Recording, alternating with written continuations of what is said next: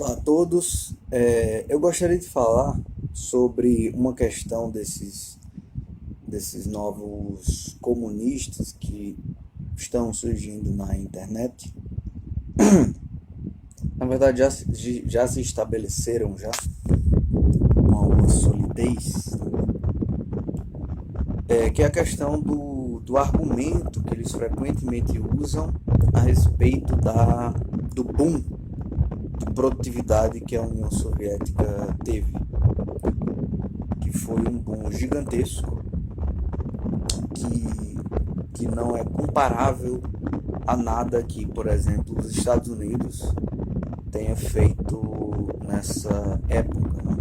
Na época da União Soviética, especificamente na época desse boom de produtividade. Quer dizer, um nível de produtividade absurdo, isso que supostamente comprovaria, ou pelo menos seria uma evidência empírica de que o comunismo, de certa forma, ou que pelo menos o socialismo soviético, é de fato uma coisa que, tipo, nossa, realmente isso dá certo. Né? A evidência clara de que isso dá certo. Contudo, na visão hayekiana sobre a alocação de recursos na economia, existe a problemática do cálculo econômico. E a problemática do cálculo econômico se dá numa reflexão do Hayek que diz respeito ao cálculo informacional. Né? Quer dizer, você precisa das informações corretas, no sentido de que existe uma complexidade de justamente adquirir as informações corretas através das interpretações subjetivas dos sujeitos do cenário econômico, dos agentes econômicos. Então existe uma complexidade do cálculo que se dá diariamente na recepção e articulação dessas interpretações subjetivas através da recepção do que os sujeitos fazem e das suas próprias aspirações subjetivas, né?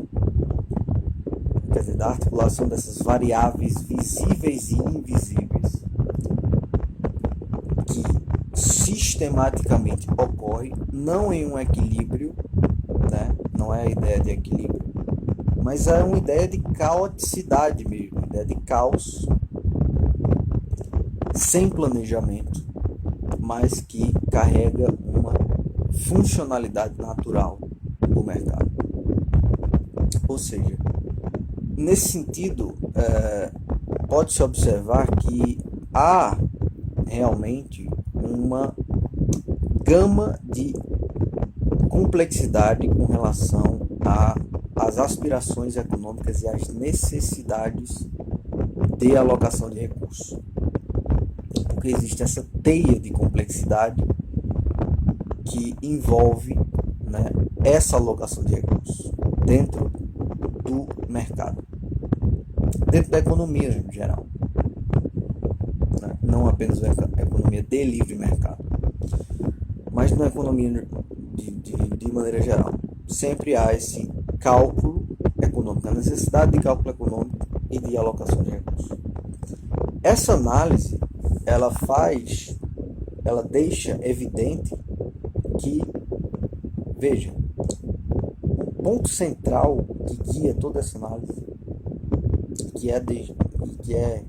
fica transparente, é justamente o ponto da precisão como primordial, ou seja, da correspondência na medida do possível, na medida natural do mercado, entre as necessidades e as respostas para essas necessidades.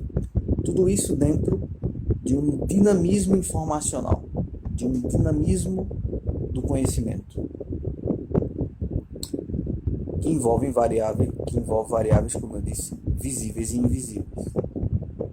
Dados visíveis mais instáveis, mesmo quando visíveis, e dados invisíveis. Então, nesse sentido, fica clara a ideia da precisão acima da ideia de produção. Então, não necessariamente um país tendo um boom de produtividade significa qualquer coisa com relação ao êxito do programa e do sistema político, econômico que está sendo colocado, proposto, né? Quer dizer, você pode produzir um zilhão de coisas absolutamente inúteis no sentido de curto prazo e a longo prazo, ou que grande parte dessa produção não seja útil realmente, considerando essa complexidade alocativa, tá? Então, sem falar que isso se aplica também ao problema do cálculo econômico, que se dá em um sintético a priori, em uma categoria epistemológica sintética a priori, que tem uma rigidez epistêmica maior do que meros dados empíricos para fazer qualquer tipo de interpretação, que carrega uma série de inferências que se mostram como non sequiturs com relação a essas análises, se mostram como saltos lógicos, né, com relação a essas análises socialistas. Essas análises socialistas, muitas incorrem nesses saltos lógicos justamente por falta de rigidez, né, e de rejeição de qualquer concepção ahistórica, que eles chamam ahistóricas. Quando na verdade as concepções ahistóricas de Hayek e de Mises, para citar dois economistas, carregam uma rigidez epistemológica que na verdade é muito superior a qualquer análise meramente histórica. E aí sim mora o reducionismo.